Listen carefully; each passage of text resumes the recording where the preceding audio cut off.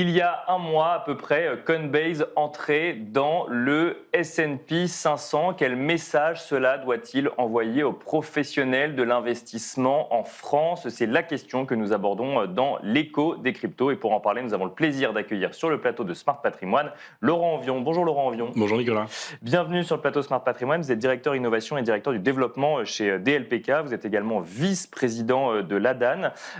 Alors, ça fait effectivement un mois que Coinbase est entré dans le S&P 500. On le rappelle, un Coinbase, plateforme d'échange de crypto, qui entre dans le club des 500 plus grosses capitalisations boursières aux États-Unis. C'est une victoire pour l'écosystème quelque part. Ça veut dire que maintenant, effectivement, on a quelque part des lettres de noblesse financière pour la plateforme. La question qu'on a envie de se poser, c'est qu'est-ce que ça envoie comme message vis-à-vis d'une profession française de conseiller en gestion de patrimoine dont certains pouvaient être un peu frileux, voire même encore aujourd'hui sur l'investissement en crypto-monnaie. Est-ce que ça doit changer la manière d'approcher le sujet, Laurent Envion? Alors, ça valide beaucoup de choses. Parler de victoire, je ne sais pas, mais en tout cas, symboliquement, c'est effectivement très important parce que après les fameux ETF américains, après les réserves stratégiques des États-Unis, après, pardon, les entrées en bourse, parce qu'on parle de Coinbase, mais il y a eu d'autres entrées en bourse assez remarquables. Effectivement, on a un acteur de la crypto qui pèse en bourse de manière assez considérable. Et on sait que la bourse américaine, elle s'appuie quand même sur des fondamentaux qui sont plus facilement lisibles et compréhensibles pour des acteurs de la gestion de patrimoine. Des fondamentaux actuels et des prévisions futures aussi. Exactement. C'est là où effectivement c'est intéressant de regarder, de regarder le cas Coinbase. C'est là où c'est très intéressant. Alors, beaucoup font le parallèle avec l'introduction de Google début des années 2000, où tout le monde disait que c'était, que la valorisation était délirante, que ça n'irait pas plus haut, que c'était une catastrophe, etc., etc. J'ai regardé, le cours a fait x200 depuis, x160 depuis pour Google. D'accord. Pourquoi? Parce que en fait, les analystes ne regardaient pas Google de la bonne manière. Ils le regardaient comme un média un peu ancien, avec des coûts de production, des coûts de travaux qui étaient très importants. Or, Google, c'était complètement différent. Coinbase, c'est un petit peu la même chose. C'est-à-dire, vous avez dit que c'est effectivement, certes, à l'origine un exchange qui permet d'acheter et vendre des crypto-monnaies, mais c'est beaucoup, beaucoup plus que ça. C'est aussi toute une suite logicielle à destination de professionnels, notamment des grandes institutions financières. On sait que BlackRock utilise Coinbase pour la plupart des custodies de ces ETF, notamment sur Bitcoin. Coinbase, ce sont aussi des wallets qui sont mis à disposition, c'est de la protection, c'est de la marque blanche, ce sont énormément de services autour des actifs numériques. Et nous, chez DLPK et particulièrement chez Norcia, ce qu'on explique au CGP depuis pratiquement 5 ans maintenant, c'est qu'il y a plusieurs façons d'appréhender le sujet de la crypto. Certes, vous avez Bitcoin et les autres crypto-actifs sur lesquels vous pouvez faire un investissement en direct. Mais on a le discours aussi que c'est l'émergence d'un nouveau secteur d'activité. Et Coinbase est le fer de lance de ce nouveau secteur d'activité. Donc ce que vous dites, c'est vous pouvez aussi proposer ou investir sur le secteur via en fait des sociétés cotées sur les marchés traditionnels comme des exchanges type Coinbase. Exactement. C'est-à-dire que vous pouvez investir dans Coinbase, dans Circle, dans MicroStrategy, qui est une approche un petit peu différente avec ce qu'on appelle les Bitcoin Treasury Company. On en a une en France qui s'appelle le Blockchain Group également, qui a des performances boursières qui sont assez remarquables depuis le début de l'année, puisque là encore, on est sur des multiples de x15 ou x20. Et puis, vous avez tout un tas d'OPCVM sectoriels chez Tobam, chez BNY, chez Melanion, chez Financière d'Arbevel, qui sont référencés dans nos contrats d'assurance vie et nos PER et qui permettent de s'exposer. Alors, c'est de l'exposition, certes, très indirecte, mais en tout cas de bénéficier de l'essor et de la montée en puissance d'un nouveau secteur d'activité.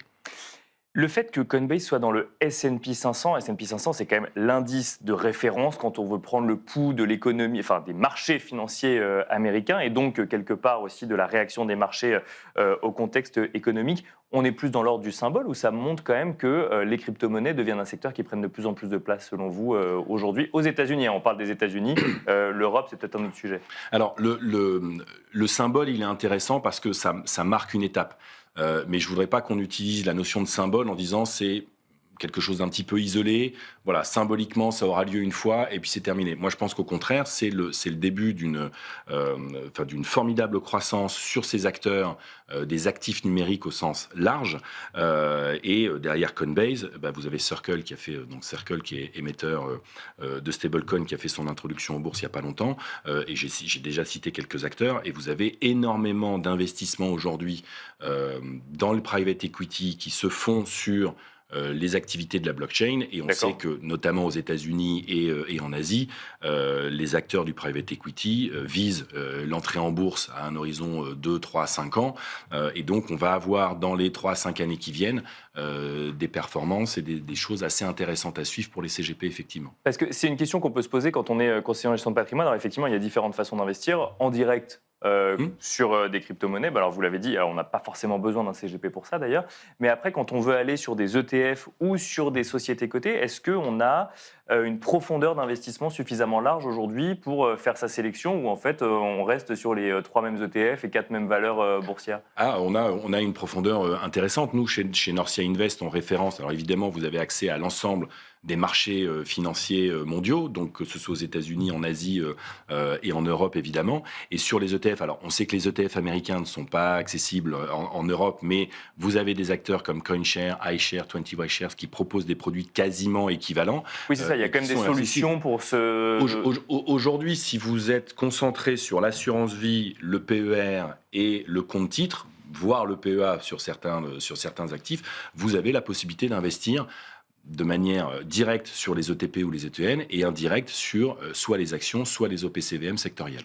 Et alors, du coup, je reviens sur ma question, est-ce qu'il y a une profondeur d'investissement suffisamment large ou est-ce qu'on reste sur les 3-4 grandes valeurs qu'on a citées ou il y en a d'autres aussi Les OPCVM que je cite, c'est le principe d'une OPCVM, c'est-à-dire qu'une OPCVM dans laquelle il n'y aurait que 3 actions ne serait pas très validée. Donc il y a effectivement des dizaines, voire des centaines de supports et d'actions et de cibles qui peuvent être identifiés par les CGP ou par les gérants des fonds, parce qu'on sait que les CGP font aussi beaucoup appel à des gérants de fonds au PCVM, parce qu'ils n'ont pas forcément cette connaissance et cette maîtrise précise d'un secteur d'activité.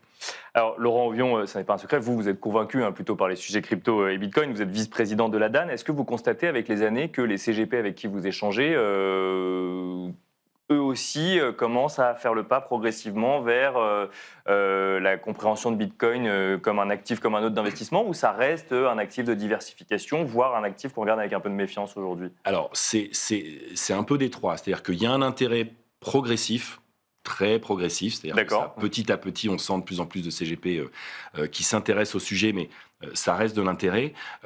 Beaucoup ont compris que c'était de la diversification, c'est-à-dire que si on fait un petit peu, si on regarde dans le rétroviseur, en tout cas les allocations avec Bitcoin ou sans Bitcoin, avec Bitcoin sont beaucoup plus performantes que sans sur un horizon 3-5 ans encore une fois. Donc certains se disent c'est pas idiot d'en mettre quelques pourcents, et d'autres continuent de regarder ça avec un petit peu défiance à cause de la volatilité notamment. Or, on peut considérer, quand on est en gestion de patrimoine, la volatilité à un horizon justement patrimonial, c'est-à-dire peut-être 3 ans, 5 ans, 10 ans, on va pouvoir écraser cette volatilité avec un peu de patience.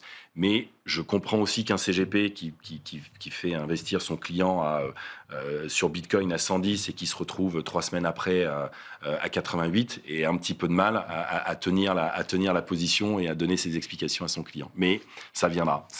Merci beaucoup Laurent de nous avoir accompagnés. Je rappelle que vous êtes directeur innovation et directeur du développement chez DLPK, mais aussi vice-président de l'ADAN. Merci beaucoup. Merci beaucoup Nicolas. Et quant à nous, on se retrouve tout de suite dans Enjeu Patrimoine.